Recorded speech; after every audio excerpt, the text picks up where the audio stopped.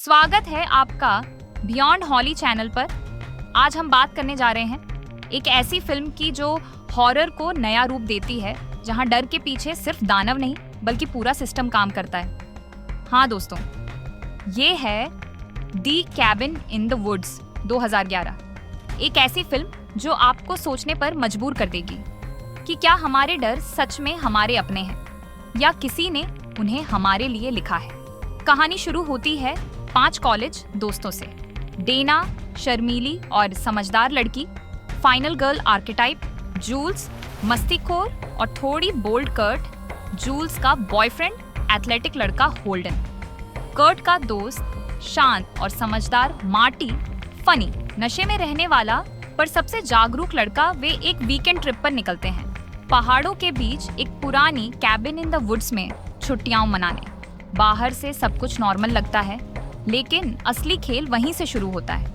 कहानी के साथ साथ हमें एक दूसरी जगह भी दिखाई जाती है, एक सीक्रेट अंडरग्राउंड फैसिलिटी जहां 2 साइंटिस्ट सिटरसन और हैडली हर चीज पर नजर रख रहे हैं। वे इन 5 दोस्तों की हर मूवमेंट को मॉनिटर कर रहे हैं और ये सुनिश्चित कर रहे हैं कि वे एक खास पैटर्न में मरे।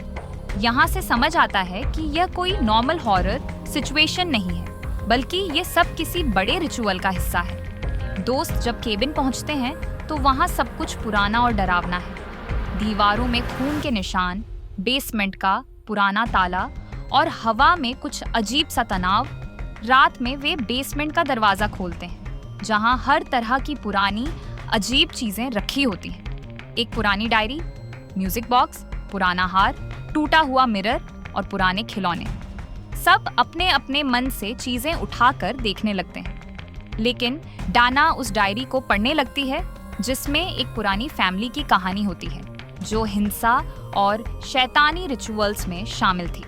डायरी की आखिरी लाइन में लिखा होता है, रीड इट आउट लाउड। और जैसे ही डाना वो लाइन जोर से पढ़ती है, ग्राउंड के नीचे से ज़ॉम्बीज उठने लगते हैं। डायरी एक ऐसे परिवार से जुड़ी होती है जिसे कहा जाता है द बकनर फैमिली, जो विकृत, हिंसक, धार्मिक पागल थे। अब वही ज़ॉम्बी बनकर जंगल से बाहर आते हैं और दोस्तों का पीछा शुरू करते हैं। लेकिन ध्यान देने वाली बात, फैसिलिटी के लोग नीचे से गैस छोड़कर उनके दिमाग को कंट्रोल कर रहे हैं, जिससे ये 5 वही करते हैं जो रिचुअल के लिए जरूरी है। जैसे जूलस और कर्ट को जंगल में जाने की इच्छा होती है जहां उन्हें मारा जाता है। जूल्स की मौत के साथ फैसिलिटी में जश्न मनाया जाता है क्योंकि उन्होंने द होर कैरेक्टर आर्केटाइप की बलि पूरी कर ली। अब बारी आती है बाकी दोस्तों की। द होर जूल्स लस्ट की बलि, द एथलीट कर्ट बलिदान बनता है जब वह मोटर बाइक से बाहर निकलने की कोशिश करता है, लेकिन अदृश्य फोर्स फील्ड से टकराकर मर जाता है। द स्कॉलर होल्डन बाद में मारा जाता है। द फूल मार्टी, जो सभी को चेतावनी देता है लेकिन माना नहीं जाता। द वर्जिन डाना, आखिरी बची जिसका जीवित रहना या मरना देवताओं के मूड पर निर्भर करता है। फैसिलिटी में नीचे एक ग्लोबल नेटवर्क दिखाया जाता है। जापान, रूस और अन्य देशों में भी ऐसे ही रिचुअल चल रहे हैं, क्योंकि यह विश्व स्तर पर किया जाने वाला बलिदान है ताकि एंशिएंट गॉड्स संतुष्ट रहें। फैसिलिटी को लगता है कि मार्टी मर चुका है, लेकिन असल में वो बच जाता है और कुछ रहस्य पता लगाता है।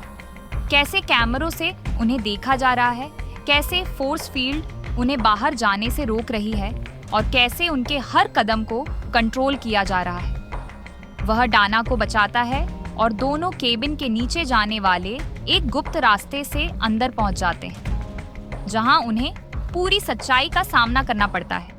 नीचे एक विशाल स्टोरेज एरिया होती है जहां सैकड़ों राक्षस, दानव, घोस्ट, ज़ॉम्बी, क्लाउन और प्राणी बंद हैं। हर एक किसी न किसी हॉरर मूवी के ट्रॉप का प्रतीक। यहाँ हमें समझ आता है जो भी वस्तु ऊपर बेसमेंट में छुई गई थी वही तय करती थी कि कौन सा दानव छोड़ा जाएगा। यानी अगर उन्होंने डायरी नहीं पढ़ी होती और म्यूजिक बॉक्स चलाया होता तो शायद कोई अलग डरावनी चीज बाहर आती। मार्टी और डाना गलती से सारे कंटेनमेंट सेल्स खोल देते हैं और पूरी फैसिलिटी में हर दानव बाहर आ जाता है। लिफ्ट से लेकर हॉल तक खून, चीखें, और पागलपन फैल जाता है। यहाँ फिल्म अपने सबसे इंसेन और गौरी क्लाइमेक्स पर पहुंचती है।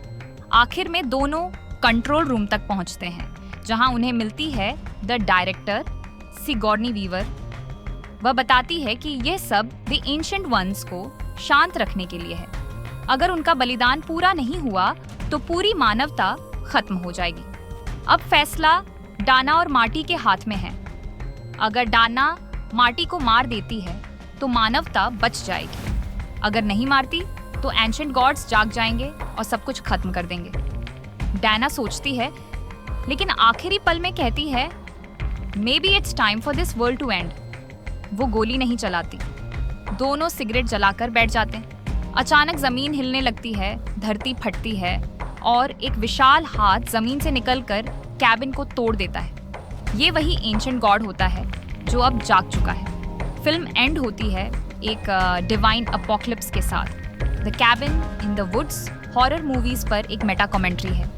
ये दिखाती है कि हॉरर फिल्मों के स्टीरियोटाइप्स वर्जिन, फूल, एथलीट, होर, स्कॉलर किसी डिवाइन फॉर्मूला की तरह काम करते हैं। यहाँ गॉड्स असल में दर्शक हैं जो हॉरर एंटरटेनमेंट के लिए इन किरदारों की मौत देखना चाहते हैं। ये फिल्म हॉरर के मैकेनिक्स को तोड़ती है और दिखाती है कि डर एक मैन्युफैक्चर्ड एक्सपीरियंस है। तो दोस्तों, ये थी the cabin in the woods 2011 की पूरी कहानी विस्तार से। एक ऐसी फिल्म जो डर को नई परिभाषा देती है। अगर आपको ये वीडियो पसंद आई हो तो लाइक कीजिए, शेयर कीजिए और चैनल बियॉन्ड हॉली को सब्सक्राइब करना मत भूलिए, क्योंकि यहाँ हम हॉरर को सिर्फ महसूस नहीं करते, उसे समझते भी हैं। अगली बार मिलते हैं एक और डरावनी कहानी के साथ। तब तक सेफ रहिए और सोचते रहिए कि आपके डर को कौन नियंत्रित कर रहा है।